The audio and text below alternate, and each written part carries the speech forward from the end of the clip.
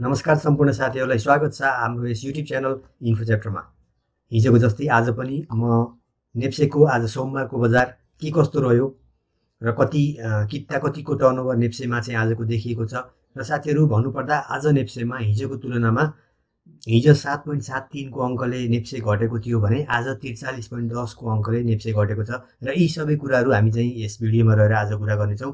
आज कुन सेक्टरले चाहिँ बढी प्रफिट कमायो अथवा कुन सेक्टर चाहिँ टप गेनरमा रह्यो अथवा कुन सेक्टर टप लुजरमा रहेको छ, यी सबै कुराहरू यस भिडियोमा हामी कुरा गर्नेछौँ साथीहरू। र यदि तपाईँले यस इन्फो च्याप्टर च्यानललाई सब्सक्राइब गर्नुभएको छैन भने कृपया च्यानललाई सब्सक्राइब गरिदिनुहोस्। ल त साथीहरू, ढिला नगरिकन आजको विषयवस्तुतर्फ लागौँ। र साथीहरू, सरस्वती हेर्दाखेरि आज नेप्से 43.10 अङ्कले घटेको छ, अर्थात् 1.62% चाहिँ त्यो चाहिँ घटाइ हो र 2610.60 चाहिँ नेप्से आज कारोबार बन्द हुँदाको दिन चाहिँ 2610.60 मा आएर चाहिँ अडिएको छ। हिजोको तुलनामा आज 43.10 अङ्कले घटेको छ र ठुला लगानीकर्ताको सेन्सिटिभ इन्डेक्सलाई हेर्ने हो भने 0.31% अर्थात् 6.64 अङ्कले चाहिँ नेप्से घटेको छ। 500.21 को बिन्दुमा आज कारोबार ठुला लगानीकर्ताको सेन्सिटिभ इन्डेक्स पनि ठप्प भएको छ। आजको नेप्सेमा टर्नओभर हेर्ने हो भने 36 अर्ब 60 करोड 1,89,868 चाहिँ देखिएको छ भने टोटल सेयरको कारोबार भनेको 78,34,915 भएको छ र जसमध्येमा 227 वटा कम्पनीको चाहिँ आज सेयर किनबेच भएको छ भने अब हामी नेप्से इन्डेक्सतर्फ हेर्ने हो भने सुरुमा चाहिँ जुन 11 बजे कारोबार ओपन भइसकेपछि थोरै चाहिँ पिक लिएको थियो कारोबारले, तर फेरि पनि पिक लिए तापनि डाउन ट्रेन्डमै अलिकति सेलर हावी भएको देखिन्छ र बायर अलिकति उक्लिन खोजेको देखिए तापनि सेलरले अन्तमा चाहिँ हावी नै भएको देखिन्छ। त्यसकारणले आजको बजार पनि सेलिङ प्रेसरमै गुज्रिएको छ भन्न चाहिँ मिल्छ। किन भन्दा कुनै सिचुएसनमा पनि यस्तो छैन कि बाइङ प्रेसर देखिएको कुनै पनि सिचुएसनमा पनि मैले देख्दिनँ। त्यसकारणले गर्दा आजको कारोबार सेलिङ प्रेसरमै समाप्त भएको छ। र अब सरस्वती हेर्दाखेरि यदि सब इन्डेक्स हेर्ने हो भने आज कुनै पनि सेक्टरमा चाहिँ फेरबदल छैन, कुनै सेक्टर पनि इन्क्रिज भएको छैन, कुनै सेक्टरले पनि अलिकति प्रफिट चाहिँ गेन गरेको छैन। जस्तो हेर्न सक्नुहुन्छ ब्याङ्किङ सेक्टर पनि 0.91 ले घटेको छ, ट्रेडिङ पनि 2.95 ले घटेको छ र सबभन्दा बढी घट्ने भनेको आजको दिनमा हाइड्रो पावर रहेको छ। हिजो पनि घटेकै थियो र अरू सेक्टरहरू यस्तै सिरियली घटेकै छन्। 2.25 भन्दामा म्याक्सिमम चाहिँ पर्सेन्टले घटेको छन्, धेरै छन् सङ्ख्या त्यसको। र टप गेनरको लिस्ट हेर्ने हो भने 10 वटा NICA, B8283, SBCF, LEMF, TRH, SGI, NMBHF, NBL D82, BLBS, MFL D85, NBF3 यी चाहिँ टप गेनरको लिस्टमा रहेको छन्। र त्यस्तै गरेर टप लुजर हेर्ने हो भने SPS, TPC, DHPL, MKJC, न्यादी, GHL, SSHL, NRN, EICPO, UMRH यी चाहिँ टप लुजरको लिस्टमा चाहिँ देखा परेका छन्।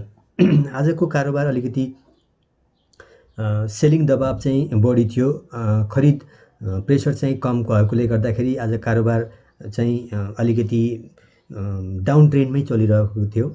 आजको मार्केटलाई अलिकति फियर एन्ड ग्रिड मिटरको चाहिँ हिसाबले पनि हेरौँ हामीले। जस्तो नेप्से चाहिँ अलिकति फियरको लगानीकर्ताहरू अलिकति चाहिँ डराएको छ कि भन्ने खालको जुन आजको जुन बजारले त्यो देखाएको छ। जस्तो 36.04 जुन प्रतिशत देखाएको छ, यसमा यो चाहिँ फियरको रेन्जमा बसेको छ।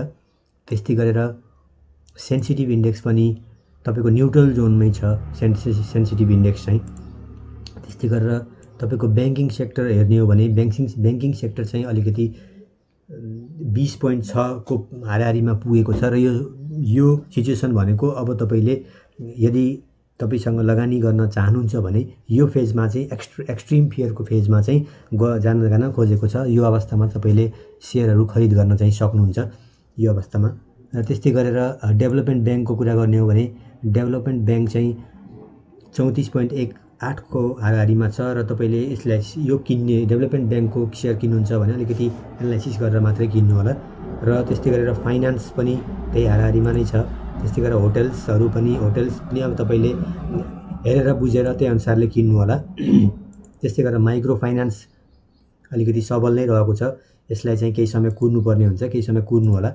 नन लाइफ इन्सुरेन्सलाई पनि केही समय कुर्नुपर्ने देखिन्छ, किन भन्दा न्युट्रल फेजमा जान लागेको अवस्था छ। र तपाईँलाई लाइफ इन्सुरेन्स यदि किन्ने इच्छा छ भने लाइफ इन्सुरेन्स चाहिँ तपाईँले किन्न सक्नुहुन्छ, किन भन्दा फियर 25.04 को लगभग एक्सट्रिमभन्दा थोरै माथि छ। त्यही भएर तपाईँले किन्न चाहिँ यसलाई तपाईँले डिसिजन लिन सक्नुहुन्छ। त्यस्तै गरेर हाइड्रो पावर अलिकति न्युट्रलभन्दा क्रस हुन खोजेको हुनाले गर्दाखेरि तपाईँसँग यदि हाइड्रो पावरको छ भने केही समय कुरिसकेपछि यसको रेन्ज बढिसकेपछि तपाईँ बजार अलिकति परिवर्तनशील रिभर्स भएको अवस्थामा चाहिँ तपाईँले बिक्री गर्न सक्नुहुन्छ साथीहरू। यो तपाईँको ग्रिड एन्ड फियर। र अब हामी टेक्निकल एनालाइसिसको पाटोबाट पनि आजको सेयर बजारलाई हेरौँ। आजको बजारलाई टेक्निकल एनालाइसिसको पाटोबाट हेर्ने हो भने हामीले सर्वप्रथम क्यान्डल स्टिक प्याटर्नको आधारमा हेरिन्छ। र आजको क्यान्डल स्टिक प्याटर्न चाहिँ यस्तो खालको बनेको छ साथीहरू। जस्तो आजको कारोबार चाहिँ सुरु भइसकेपछि कस्तो भयो भन्दा जस्तो आजको कारोबार सुरु भइसकेपछि जस्तो 11 बजे कारोबार सुरु भयो भने तपाईँको बिचमा अलिकति स्टार्टिङ फेजमा चाहिँ के थियो, कारोबार तपाईँको बढेको थियो भने त्यस लगत्तै के भयो, कारोबार फेरि बिस्तारै डाउनवर्ड ट्रेन्डमै झरिरहेको थियो। र लास्टमा तपाईँको अन्तिम 3 बजेको समयमा चाहिँ कारोबारले अझै पनि घट्ने सङ्केत चाहिँ दिएको छ। र हामीले पुरानो भेरिएसनलाई पनि हेर्न सकिन्छ। जस्तो यो फेजमा चाहिँ जस्तो 1 डेकोमा गएर हेर्ने हो भने कस्तो देखिन्छ भन्दाखेरि जस्तो यो फेजमा चाहिँ के थियो, कारोबार यसरी नै के थियो, यो फेजमा आएर कारोबार बढेको थियो भने तपाईँलाई लाइनिङ गरेर देखाइदिन्छु। जस्तो हेर्न सक्नुहुन्छ यो फेजमा चाहिँ के थियो, बजार घट्ने र बढ्ने त्यो चाहिँ देखिएको थियो भने अबको स्टेज पनि त्यही नै हुन्छ। जस्तो कारोबार यहाँसम्म घट्दै घट्दै कारोबार भोलिको दिनमा पनि कारोबार चाहिँ घट्ने चाहिँ देखिन्छ। आज 2610.60 को उसमा आएको छ भने भोलि पनि कारोबार घटेर सायद यो कारोबारले जुन फ्युचरमा चाहिँ जुन तरिकाले चाहिँ कारोबारले मार्केट अगाडि बढेको थियो भने त्यही आधारमा चाहिँ कारोबार यहाँ आउँछ कि भन्ने मेरो अनुमान चाहिँ जस्तो मलाई लाग्छ। यहाँबाट आइसकेपछि बल्ल बजारले चाहिँ अलिकति बुलिस ट्रेन्ड चाहिँ देखाउँछ कि जस्तो मलाई लाग्छ। यहाँबाट तपाईँले हेर्न सक्नुहुन्छ। र भोलि पनि मार्केट घट्ने सम्भावना चाहिँ देखिन्छ। जुन क्यान्डलको प्याटर्न बनेको छ त्यसको आधारमा चाहिँ यो भन्न सकिन्छ। र अब हामी यसो इन्डिकेटरमा चाहिँ अलिकति आरएसआईलाई हेरौँ। आरएसआईबाट पनि अलिकति केही थाहा हुन्छ। म एमएसिडी पनि खोलिदिन्छु।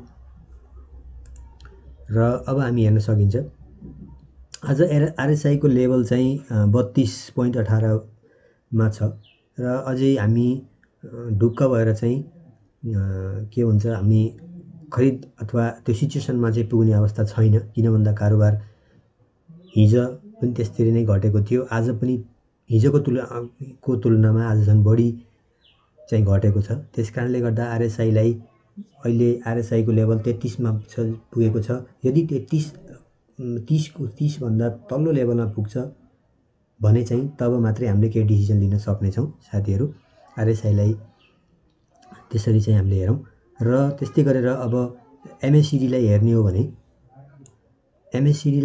भने एमएसिडीको पनि यो जिरो लाइन भन्दा एमएसिडी र सिग्नल रेखाको लाइन चाहिँ क्रस नै भएको छ। अझै एमएसिडीको लाइनले सिग्नल रेखालाई क्रस गरेको छैन, सिग्नल रेखा नै माथि छ। जसरी यहाँ क्रस गर्यो र क्रस गरिसकेपछि हाम्रो प्राइस चाहिँ घट्दै गयो हैन। त्यसरी नै के भयो, अब एमएसिडीले सिग्नल रेखालाई क्रस गरेर माथि जान्छ भने बल्ल के हुन्छ, बुलिस ट्रेन्ड चाहिँ सुरु हुने देखिन्छ। र त्यो आसार चाहिँ देखिएको छैन। जस्तै यो जुन लाइनमा चाहिँ एमएसिडी र सिग्नल रेखा क्रस हुँदै जुन मार्केट बनेको थियो त्यसअनुसार नै मार्केट फर्म हुन्छ कि जस्तो मलाई लाग्छ। जस्तो म तपाईँलाई देखाइदिन्छु। जस्तै यहाँबाट हेर्न सक्नुहुन्छ तपाईँहरू, यो ट्रेन्डमा चाहिँ आयो भने मार्केट यहाँ आउनुपर्ने हुन्छ। एमएसिडीलाई MACD ले यसलाई छुनु पर्यो। छोइसकेपछि अब यो सिग्नल रेखा यहाँबाट क्रस भएर माथि जाने र MACD यहाँबाट टर्न भएर सिग्नल रेखालाई काट्ने। त्यस्तो भयो भने बल्ल हाम्रो बुलिश ट्रेन्ड स्टार्ट हुनलाई अझै केही समय लाग्छ जस्तो मलाई लाग्छ साथीहरू। त्यसकारणले गर्दा यदि तपाईँ लगानी गर्दै हुनुहुन्छ भने अलिकति सोचेर लगानी गर्नु होला, किन भन्दा अलिकति सेयरको भ्यालु चाहिँ घटिरहेको छ अथवा कारोबार दिनानुदिन घटिरहेको छ। तपाईँले यो मौकामा चाहिँ फाइदा पनि लिन सक्नुहुन्छ। त्यसकारणले गर्दा अलिकति एनालाइसिसको पाटोलाई सबल बनाएर मात्रै लगानी गर्नु होला भन्न चाहन्छु। र साथीहरू, तपाईँलाई आजको यो भिडियो कस्तो लाग्यो? आशा छ राम्रो लाग्यो होला। यति भन्दै आजको यस भिडियोबाट बिदा हुन चाहन्छु। हस्त, धन्यवाद।